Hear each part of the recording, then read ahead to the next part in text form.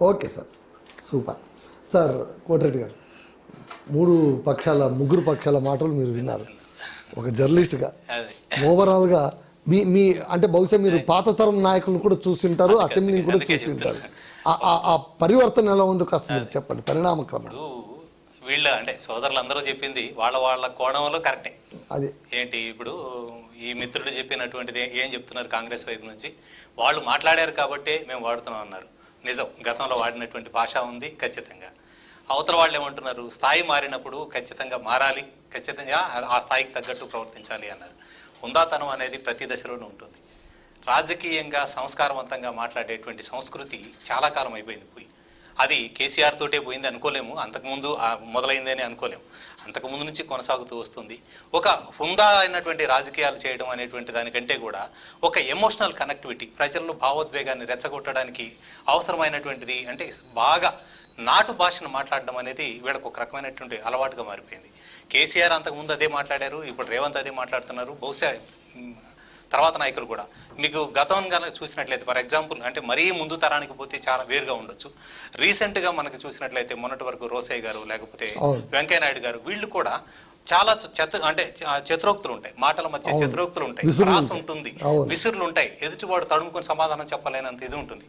కానీ ఎక్కడ భాషా సంస్కారం మర్చిపోలేదండి వాళ్ళు. అంటే గొప్ప నాయకులా కాదా అనేది మన పార్టీలకు పరంగా చెప్పడం లేదు, కానీ భాష మాట్లాడేది. ఇది సారీ ఫర్ డిస్టర్బెన్స్. రోసయ్య గారు చెయ్యి తీసేస్తా అంటే కనుక చెయ్యి నరికేస్తారా అని అంటే, నేను నరికేస్తాను అనలేదు, తీసేస్తాను అన్నాను. అంటే అది బూత్ ఎలా అవుతుంది, అది తిట్టు ఎలా అవుతుంది అని అసెంబ్లీలో అంటే వాళ్ళు మాట్లాడి అని ఈయన అన్నారు. ఎవరు, నాగం జనార్దన్ రెడ్డి అన్నారు, మీరు తిట్టిట్లు చూపించన్నారు, అది బెదిరింపు కాదా, అది తిట్టు కాదా, అది అసభ్యం కాదా అన్నారు. ఇలా చూపించిన అన్నారంటే అసలు ఇప్పుడు అవన్నీ కూడా అప్డేటెడ్ అయిపోయి బాహ్యంగా తిట్టడం దాకా వచ్చేసి. అవును.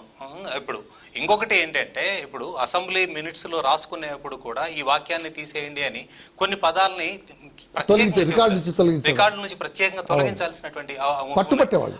అలాంటి పరిస్థితుల్లో అసలు మనం ఏం మాట్లాడుతున్నాం అనేదని ఎవరికి చెప్పాలి?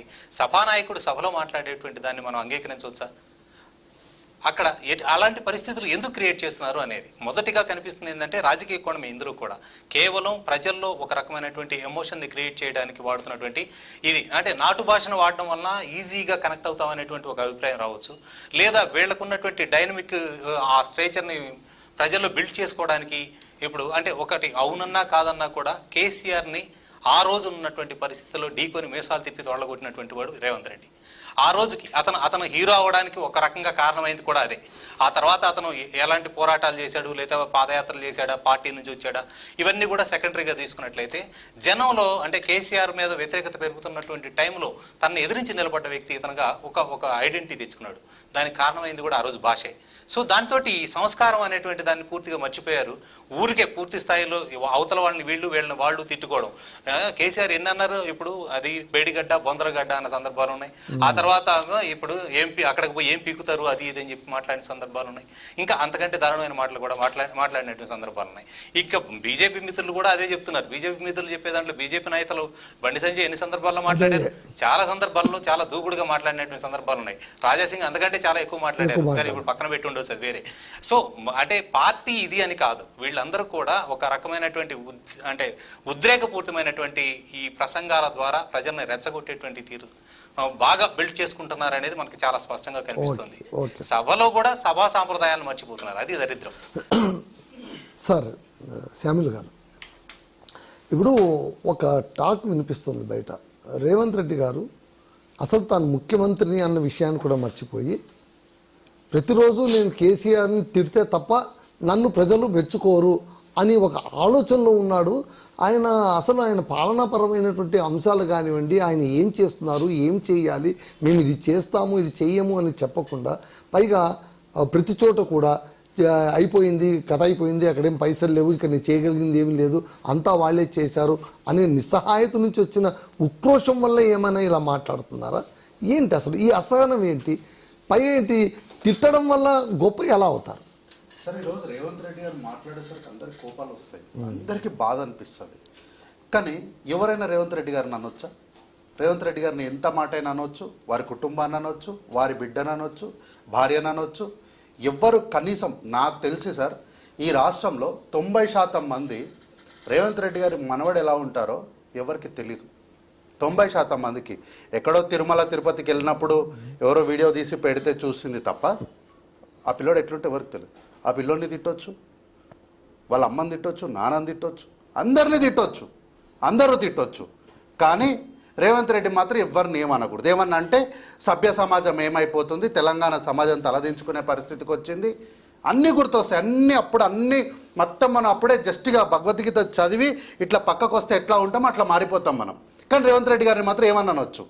ఎందుకు పాలమూరు ముఖ్యమంత్రి కాకముందు కూడా అన్నారు కదా సార్, ముఖ్యమంత్రి కాకముందు కూడా అన్నారు కదా. అంటే మీకు పాలమూరు నుంచి వచ్చినటువంటి బిడ్డ, అడవిలోకి వెళ్ళి వచ్చినటువంటి బిడ్డ అంటే చిన్న చూపా, లేకపోతే ఏంటి మీకు?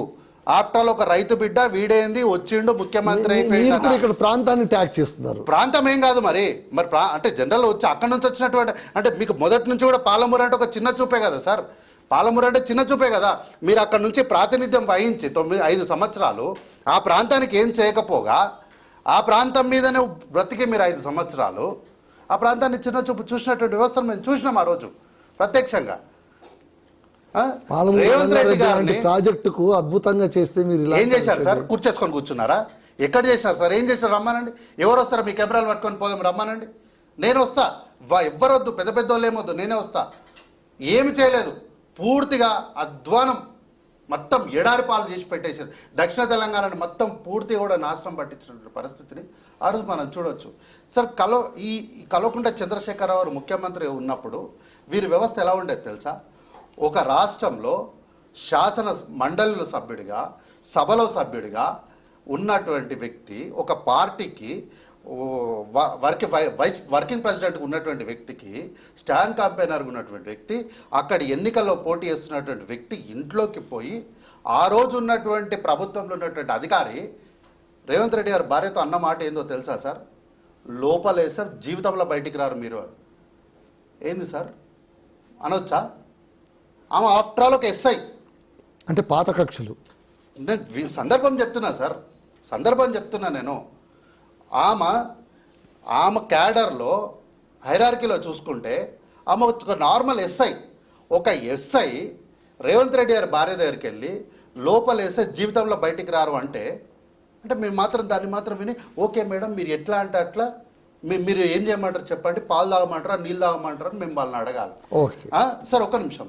అయితే సార్ రేవంత్ రెడ్డి గారు మాట్లాడినారు, ఓకే. ఘట్టం ప్రసాద్ కుమార్ గారు మంచివారే కదా, వారు ఎప్పుడు తప్పు భాష మాట్లాడలేదు కదా, వారు స్పీకరే కదా. ఈరోజు జరిగిన సందర్భమే సార్, ఈరోజు జరిగిన సందర్భమే. సభను సాంప్రదాయాలను తప్పుదోవ పట్టించడం మంచిది కాదు. ప్లీజ్ మాట్లాడండి. అధ్యక్ష ఏ సభా సంప్రదాయానికి ఊటంగా మాట్లాడినా మీకు చెప్తే తర్వాత మాట్లాడదు. అధ్యక్ష నా విషయంలోనే నన్ను ప్రశ్నించడమే సభా సాంప్రదాయాలకు విరుద్ధం. అసలే కాదు అధ్యక్ష. పూర్తిగా మాట్లాడుకుంటూ సభనికి సొంతమా అని అడుగుతారు సార్. సభనికి సొంతమా అని అడుగుతారా? ఒక పక్క